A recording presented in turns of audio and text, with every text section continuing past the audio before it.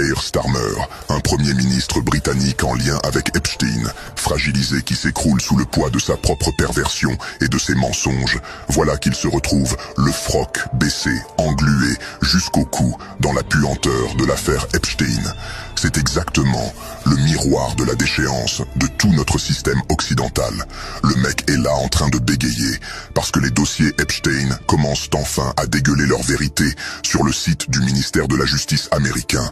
Et bizarrement, tout le château de cartes s'effondre. On nous parle de Peter Mandelson, ce mec qui traîne dans tous les couloirs du pouvoir depuis des décennies et qui aurait balancé des infos financières sensibles à un prédateur sexuel comme Epstein alors qu'il était en plein cœur du gouvernement. Et que nous fait Starmer? Il nous joue la comédie du petit garçon naïf qui est désolé d'avoir cru aux mensonges de son pote. Mais attendez 2 secondes, on parle d'un premier ministre qui était procureur général. Avant, il savait très bien qui était Mandelson.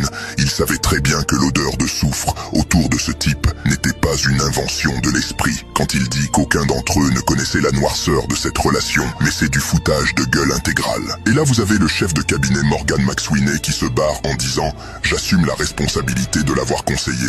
Mais c'est trop facile de démissionner quand le vent tourne et que les dossiers ne peuvent plus être filtrés. Parce que c'est ça le vrai sujet, les députés travaillistes ont enfin réussi à lui enlever le droit de censurer les documents sur Mandelson.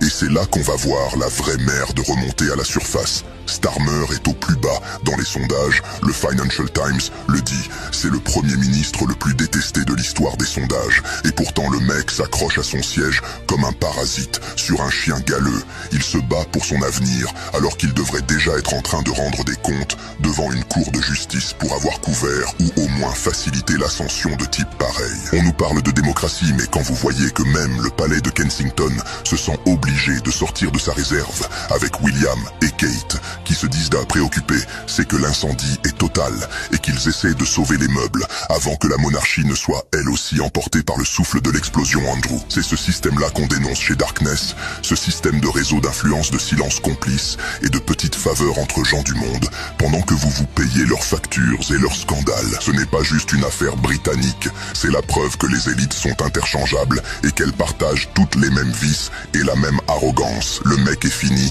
le Daily Mail le dit, le Télégraphe le confirme, la partie est terminée.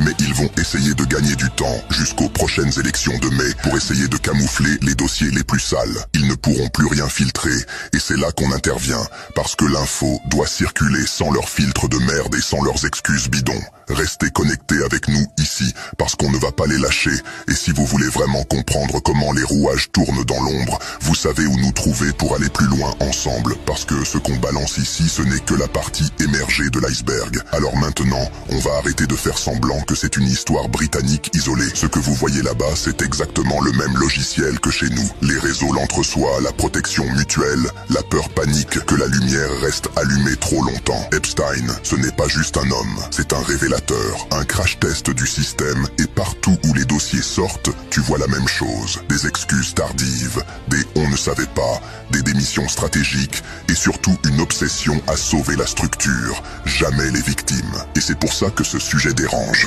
Parce qu'il ne parle pas d'un monstre isolé, il parle d'un écosystème, d'un monde où le pouvoir se passe les clés sous la table, où les lignes rouges sont flexibles pour certains, inexistantes pour d'autres. Et ce monde-là, il existe aussi en France. Les noms changent, les costumes aussi, mais la logique est strictement la même. Tu peux faire semblant de ne pas voir, tu peux scroller, tu peux te dire que c'est loin, que ça ne te concerne pas. Ou tu peux commencer à comprendre comment fonctionne réellement le système dans lequel on vit. Pas celui des discours officiels, mais celui qui panique quand les archives s'ouvrent, celui qui tremble quand les victimes ne se taisent plus, celui qui préfère sacrifier des pions plutôt que d'admettre que tout l'édifice repose sur du pourri. Voilà, maintenant, vous pourquoi ils sont nerveux et pourquoi ce genre d'histoire ne disparaît jamais vraiment. Parce qu'à chaque fois qu'un verrou saute, il en fragilise 10 autres. Et ça pour eux, c'est bien plus dangereux qu'un simple scandale médiatique.